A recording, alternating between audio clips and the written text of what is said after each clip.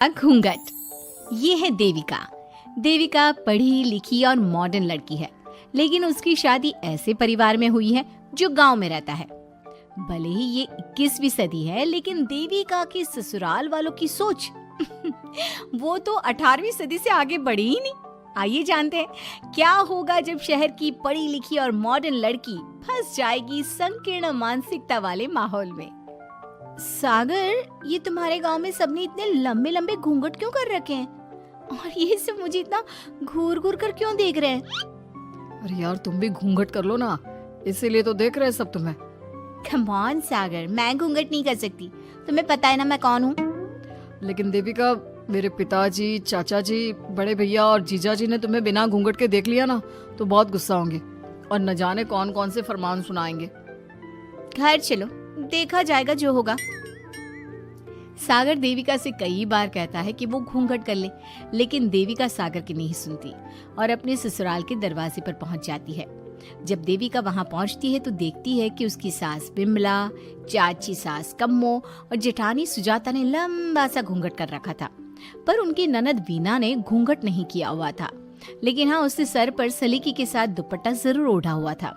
सागर अपनी पत्नी को सबसे मिलवा रहा होता है, तभी सागर के पिता जोगिंदर बोलते हैं, सागर, तूने बहू को इस घर के तौर तरीके नहीं समझा। हमारे घर की औरतें बिना घूंघट के किसी पर आए मर्द के सामने नहीं आती और तू इसे ऐसे ही ले आया। पिताजी, मैं समझा दूंगा। वो नई नई शहर से आई है ना, इसलिए उसे पता नहीं है। सागर की बात सुनकर उसके चाचा जी महेंद्र बोलते हैं, ये बात तो तुझे गांव में कदम रखते ही अपनी बीवी को समझानी चाहिए थी। हमारा गांव में बहुत नाम है। तेरी बीवी ऐसे गांव भर में घूमेगी तो क्या इज्जत रह जाएगी हमारी। ये बोलकर जोगिंदर और महेंद्र वहां से चले जाते हैं। शाम को घर की सारी औरतें खाने की तैयारी करती है। खाना तैयार हो जाता है, लेकिन घर की कोई भी औरत खाना नहीं खाती। बहुत रात हो जाती है, तब देविका कहती है, सासू माँ, खाना बने हुए तो देर हो गई, रात भी बहुत हो गई है, हम लोग खाना क्यों नहीं खा रहे हैं? अरे बहू, ये क्या बोल रही हो? हमारे यहाँ घर की औरतें तब तक खाना नहीं खाती जब तक घर के मर्द खाना ना खा ले। लेकिन इतनी देर हो गई, आप सबको भूख नहीं लग रही क्या? तभी देविका की जेठानी सुजाता कहती है, लग तो रही है, लेकिन यहाँ की यही रीत है, ये निभानी तो पड़ेगी ना। भाभी जी, ये रीत नहीं है, औरतों को प्रताड़ित करने का एक तरीका है। अगर इस घर के आदमी पूरी रात नहीं आए तो पूरी रात खाना नहीं खाओगी क्या?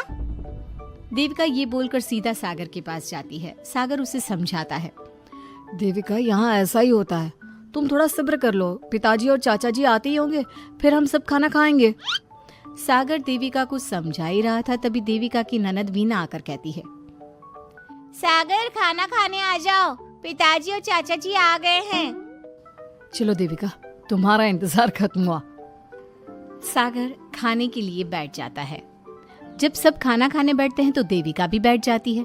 सागर धीरे से उसे कहता है, अरे देविका, ये क्या कर रही हो? तुम इस तरह हमारे साथ खाना नहीं खा सकती। मगर क्यों सागर, मुझे भूख लगी है, सब लोग खा रहे हैं तो मैं क्यों नहीं खा सकती? ये हमारे घर का नियम है, पहले घर के आदमी खाते हैं और बाद में औरतें। लेकिन सागर, हमारे घर में तो ऐसा कोई नियम नहीं है। देविका और सागर में बहस छिड़ जाती है। तब सागर का बड़ा भाई कहता है, सागर, तेरी बीवी को एक बार में समझ में नहीं आता क्या कि इस घर की औरतें मर्दों के खाना खाने के बाद ही खाना खा सकती है? भैया, मैं देविका को यही समझा रहा था। मुझे तो लग रहा है कि इसके दिमाग में कोई बात ही नहीं बैठती एक बार में। भैया, मेरे दिमाग में बात तब बैठेगी ना जब आपकी बात कोई ढंग की होगी। अरे आखिर क्यों घर की औरतों को आप लोगों की बात खाना मिलेगा? हाँ, अब से पहले घर की किसी औरत ने घर की किसी मर्द से इस लहजे में बात नहीं की थी, इसलिए वो सब देविका की बात सुनकर हैरान रह गए। तभी सागर की जीजा और वीना के पति कल्याण जी कहते हैं, ये क्या है सागर, इस घर की दीवारों को औरतों की इतनी ऊंची आवाज सुनने की आदत नहीं है। अपनी बीवी को बोल जरा होश से काम ले और चुपचाप चली जाए। क्यों चली जाऊं मैं चुपचाप? इस घर की औरतें आपकी हर बात बर्दाश्त कर लेंगी, लेकिन मैं शहर की पढ़ी लिखी लड़की हूँ।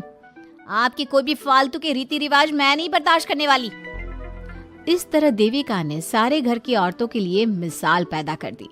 जोगिंदर के घर में पहली बार किसी महिला ने विरोध का स्वर उठाया है, ये बात घर के किसी मर्द को बर्दाश्त नहीं हो रही है।